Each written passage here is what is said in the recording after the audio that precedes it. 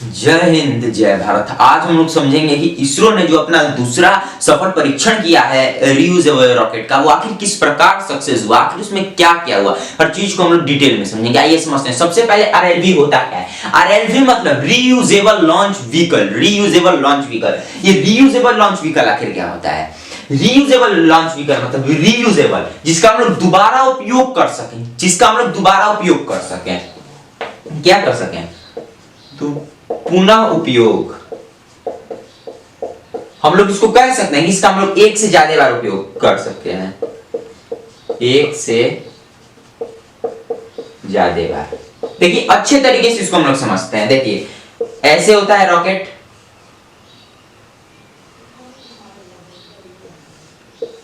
इस तरीके से डिजाइन होता है रॉकेट। मेरी ड्राइंग उतनी अच्छी नहीं है, लेकिन मैं आपको समझाने के लिए बस बना रहा हूं इधर, बस इससे आपको समझ में आ जाए, उससे ड्राइंग से कोई मतलब नहीं है।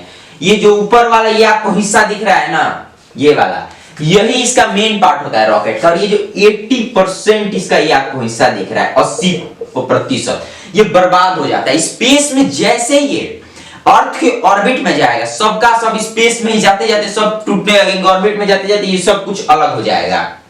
और ये वाला जो हिस्सा है इसका ऊपर का, यही बस काम आता है। कौन सा हिस्सा काम आता है? ऊपर का, यानी कि ये 20% हिस्सा इसका काम आता है। ये इसमें जो भी क्राफ्ट होता है, जो भी ये सामान को ले जाता है, वो अपना जो काम है वो करता है। मतलब इसका ये वाला हिस्सा अपना सब काम करता है। और ये वाला हिस्सा धरती पे सब कुछ नष्ट हो जाते हैं, कोई समुद्र में गिरता है, कहीं भी इधर कोई इधर, ऐसे सब नष्ट हो जाते हैं ये।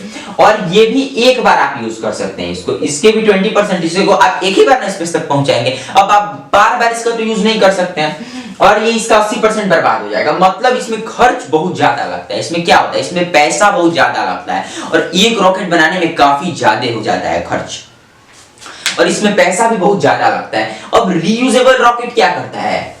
ये पैसे को बचाता है, सेव मनी। ये क्या करता है? ये पैसे को बचाता है, जो रीयूजेबल रॉकेट होता है, क्योंकि इसका हम लोग पुनः प्रयोग कर सकते हैं। यानी इसको ऐसा नहीं है कि एक ही बार उड़ाएंगे एक ही बार काम करेंगे, इसको हम लोग धरती से ऊपर तक ले जाएंगे, जो काम होगा वो करेंगे और दोबारा धरती पे ये आ जाएगा अपने आप। ये अपने सिस्टम का प्रयोग करके ये खुद धरती पे आ जाता है। इस तरीके से इसमें सेंसर लगाया जाता है, हर चीज इसको इतने अच्छे से मॉडिफाई किया जाता है कि अपने अपने सिस्टम का प्रयोग करके, अपने टेक्नोलॉजी का प्रयोग करके दोबारा धरती तक आ सके। इसको उस तरीके से बनाया जाता है। इसमें कोई आदमी नहीं होता है, ये अपने सिस्टम का प्रयोग करके दोबारा आता है धरती पे, और इसको एक बार इधर से लॉन्च कर दिया जाता है धरती से, अब दोबारा ये अपने आप आ जाता है। सोचिए, ये आपको भी आसान लग रहा होगा कि अरे तो वो रॉकेट आता है तो इसमें कौन सी बड़ी बात है। एक बात समझिए, स्पेस से आने में इतना ज्यादा, एक तो पहले जो पृथ्वी है वो अपने केंद्र की तरफ वस्तु को खींचती है, ये आपने समझा है कि ग्रेविटी का लॉ है, यानी कि ग्रेविटी का नियम है कि कोई भी वस्तु को पृथ्वी अपनी गुरुत्वाकर्षण बल से बहुत तेजी से खींचती है। और स्पेस में जब कोई वस्तु रहेगी, ये अर्थ हो गया, यहां से कोई वस्तु आ रही है, हमारी पृथ्वी की तरफ ही बढ़ रही है, तो पृथ्वी क्या करेगी? इसको अपनी तरफ जोर लगा के बहुत खींचेगी। इसका स्पीड समझिए, और घर्षण बल के कारण जो इसमें हीट उत्पन्न होता है, हीट इसमें कितना ज्यादा उत्पन्न होगा, मतलब इसका स्पीड तो ध्वनि से भी ज्यादा स्पीड होगा, इसका ध्वनि से भी ज्यादा तेज होगा स्पीड,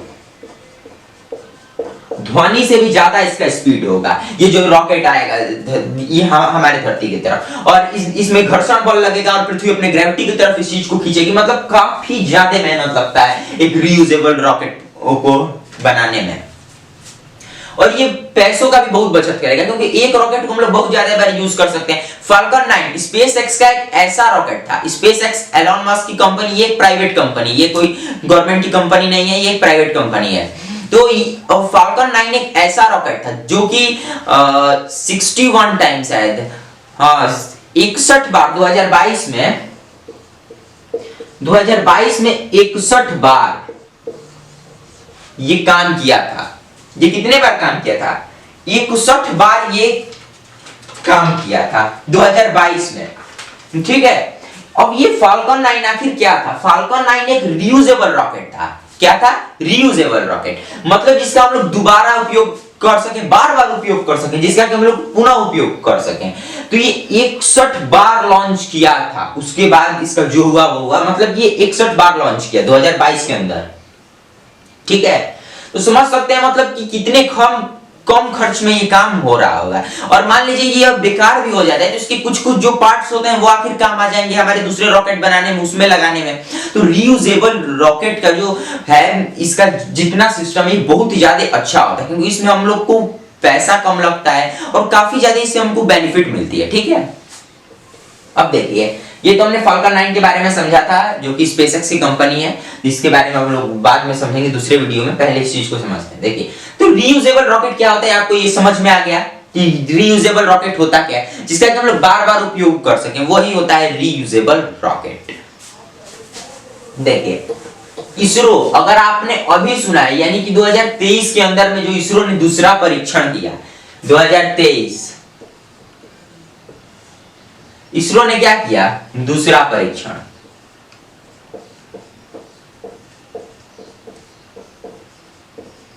दूसरा परीक्षण आरएलवी का। आरएलवी का क्या किया, आरएलवी का दूसरा परीक्षण किया इसरो ने। ठीक है, अब देखिए आखिर ये कैसे हुआ। इससे पहले भी, आखिर यहां पे ये दूसरा क्यों लिखा है, इससे पहले भी एक परीक्षण किया गया था, इससे पहले भी एक परीक्षण किया गया था, लेकिन उसमें हम लोग ने उतना ज्यादा इस पे ध्यान नहीं दिया, क्योंकि उस समय जो है वो जीएसएलवी वगैरह और सब रॉकेट पे भी काम हो रहा था, इसलिए हमने उतना ध्यान नहीं दिया था रीयूजेबल रॉकेट पे उस समय के अंदर। लेकिन फिर भी हमने एक मतलब क्या बोलते हैं, उस समय हमने एक और परीक्षण किया था इससे पहले भी, जो कि सक्सेसफुल परीक्षण था, एक सफल परीक्षण हम लोग उसे कह सकते हैं। और ये भी एक सफल परीक्षण है, इसरो का 2023 में दूसरा सफल परीक्षण हम लोग कह सकते हैं इसे। ठीक है, अब ये हुआ कैसे था,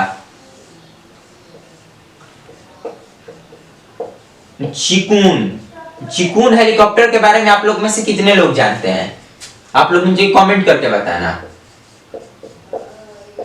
कॉप्टर, हेलीकॉप्टर, अरे हेलीकॉप्टर सही लिखा है ना, हेलीकॉप्टर, ठीक है, चलिए जो भी है, चिकून हेलीकॉप्टर। ठीक है, आप लोग में से कितने लोग चिकून हेलीकॉप्टर के बारे में जानते हैं, आप लोग मुझे कमेंट करके बताना। देखिए अब मैं आपको बताता हूं, चिकून हेलीकॉप्टर एयरफोर्स का एक रॉकेट है, अरे सॉरी रॉकेट बोल रहा हूं, हेलीकॉप्टर है, रॉकेट शब्द गलती से मुंह से निकल गया।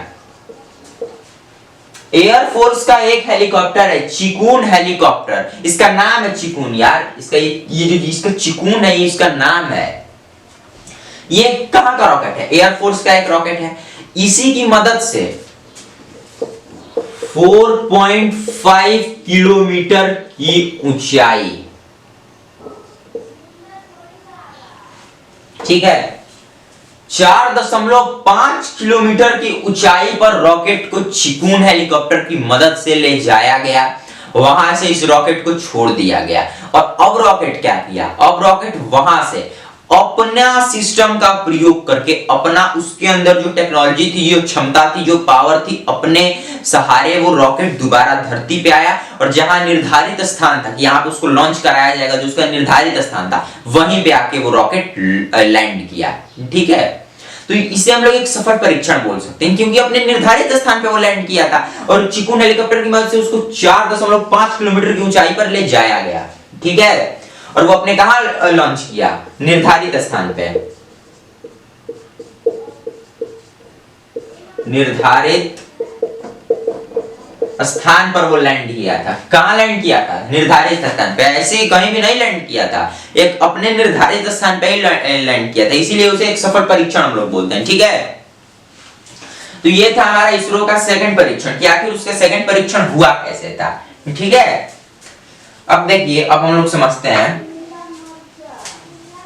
जो हमारा इसरो है, वो सोचिए अभी रॉकेट लॉन्च कर रहा है और वो बोल रहा है कि धीरे धीरे इस पे हम लोग काम कर रहे हैं, और आखिर किस तरीके का रॉकेट बना रहा है इसरो, रीयूजेबल रॉकेट आखिर किस तरीके का बना रहा है।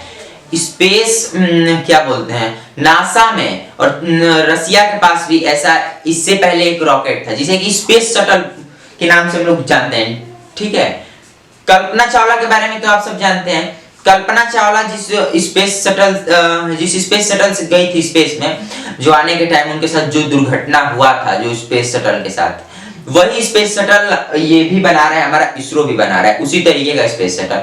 उसी तरीके का स्पेस शटल एक रसिया के पास भी था, लेकिन इसको अब बनाना धीरे धीरे बंद कर दिया गया और नासा में भी इसको नहीं बनाया जाता है, ना ही इसको अब रसिया में बनाया जाता है। आखिर हमारा भारत देश इसको क्यों बना रहा है? भारत क्या कर रहा है? भारत हमारा जो देश है, जो इसरो है, नई टेक्नोलॉजी की मदद से नया नया डेवलपमेंट कर रहा है उस चीज में, मतलब कि उसको अलग तरीके से मॉडिफाई कर रहा है, अपने तरीके से उसको नए सिस्टम का प्रयोग करके नया टेक्नोलॉजी की मदद से उसको अच्छे से रीडिजाइनिंग कर रहा है उसको, मतलब बहुत ही उसमें वो जितना लगा सकता है अपना टेक्नोलॉजी उतना लगाने का प्रयास कर रहा है और इसको एक न्यू वर्जन बन रहा है ये जो रॉकेट है। उसी तरीके का ये पंखों वाला एक स्पेस शटल बनेगा जो कि रीयूजेबल रॉकेट होगा RLV, लेकिन ये काफी हद तक अच्छा प्रयास है हमारे देश का।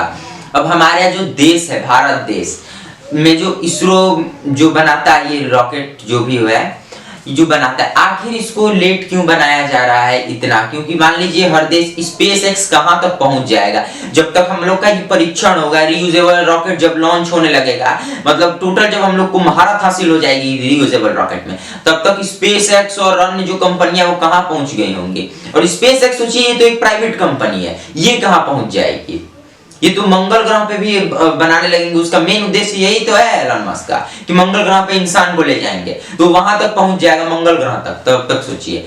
लेकिन जो हमारा इसरो है ना, इसमें सबसे ज्यादा सपोर्ट अगर कोई कर सकता है इस चीज के मामले में तो वो आप लोग सपोर्ट कर सकते हैं हमारे देश को। सबसे ज्यादा सपोर्ट कौन कर सकता है? आप लोग कर सकते हैं सपोर्ट देश को, क्योंकि देखिए इसरो को फंड मिलता है काम करने का, ये कोई अपना प्राइवेट कंपनी नहीं है कि हमने उसमें कितना बिलियन डॉलर लगाया, कितना मिलियन डॉलर लगाया, इसमें कोई डॉलर में या फिर कोई मिलियन बिलियन में ऐसा कुछ काम नहीं होता यार। इसको फंड के ऊपर इसरो चलता है, सरकार जितनी फंड देगी उसी से ना इसरो अपना काम करेगा, तो फंड नहीं मिल पाता है इसरो को उतना।